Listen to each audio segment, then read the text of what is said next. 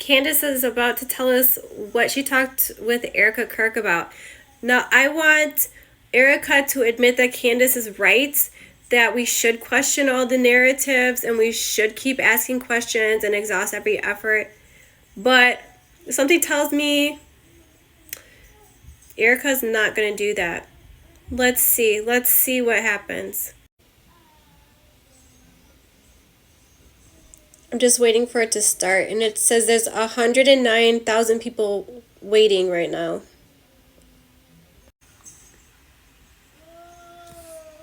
Okay, it's starting.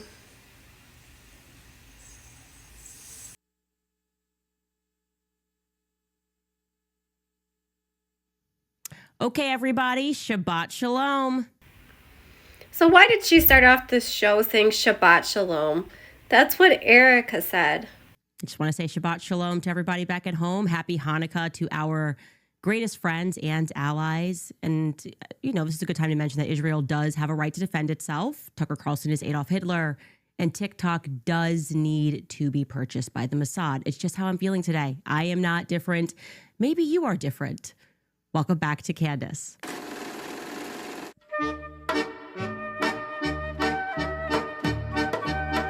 Okay, now she's got the Jewish song playing on her credits of her show. What is going on? Okay, you guys are crazy.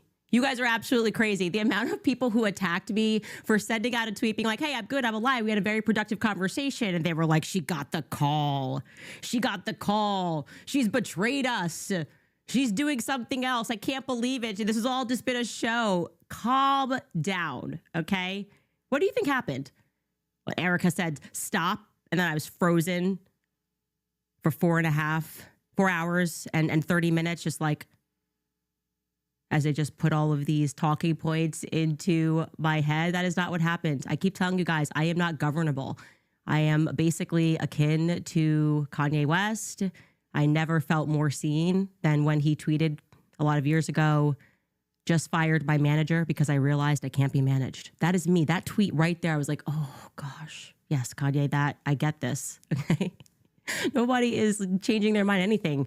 How ridiculous would it have been if I'm doing all of this, investigating, asking all of these questions, and then Erika Kirk offers to answer some of these questions. And I'm like, no, I'm not going to go. I can't betray the people. I don't want any answers to the questions. I just want to ask them.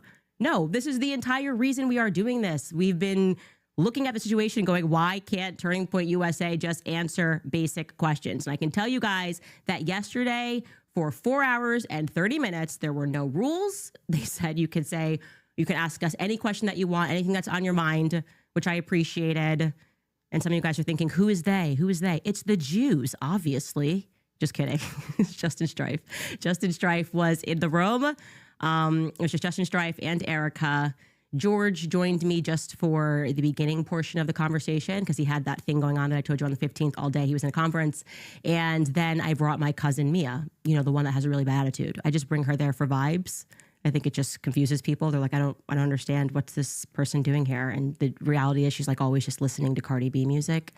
But she's my cousin and I always have her around. And so that was it. She was kind of sitting a little bit away, but at the table, it was really just the four of us until George left. And I will be honest, I did not know what to expect going into the room. I did not know if they were going to be open. I didn't know what Erika's energy was going to be like, if it was going to be more of an argument, if there was going to be legal threats.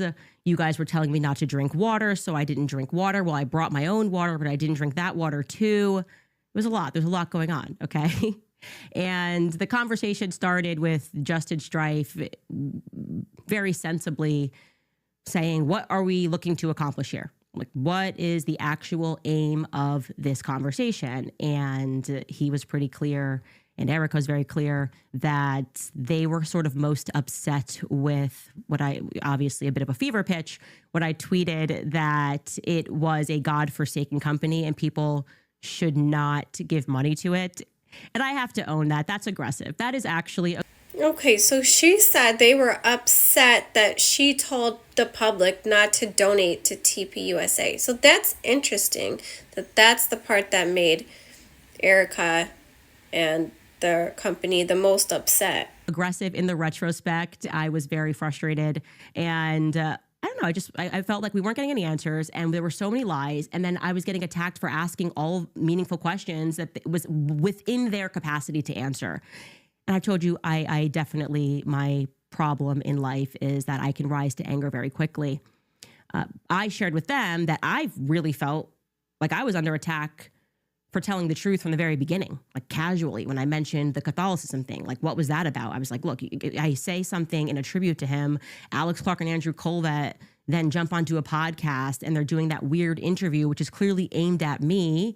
And they've teased the interview as like aimed at me, but they never say my name. And that to me felt like it was the first, I don't know, the first bit of mud that was slung, which their answer for that was, hey, that was a really crazy time.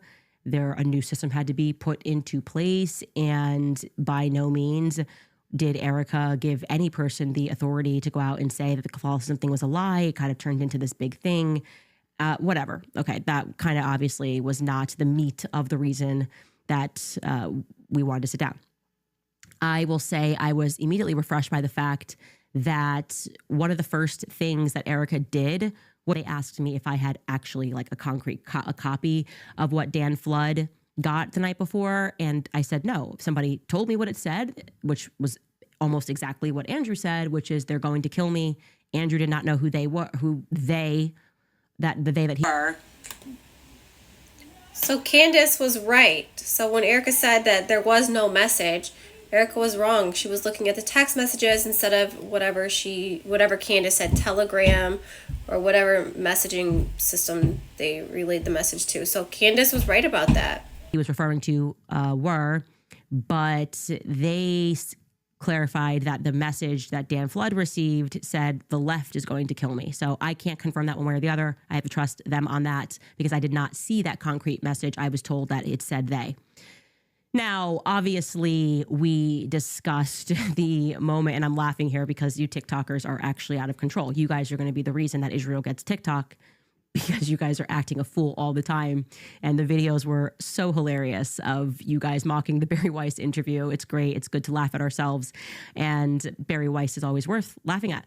But I was sort of like, hey, I felt name checked by the podcaster, Candace Owens, this obvious setup, and then asking me to stop. And it's interesting to hear Erika say that the reason she didn't ask me to stop in the beginning because she was actually learning things from the show. She was actually learning things. Candace just said that the reason Erika didn't ask Candace to stop in the beginning was because Erika was watching Candace and learning new things. So that's really interesting. And that I think she similarly felt that Barry Weiss was trying to create a moment. Obviously, it's who Barry Weiss is. It's the Zionist lobby. She's trying to right wrong perceived. Run it up.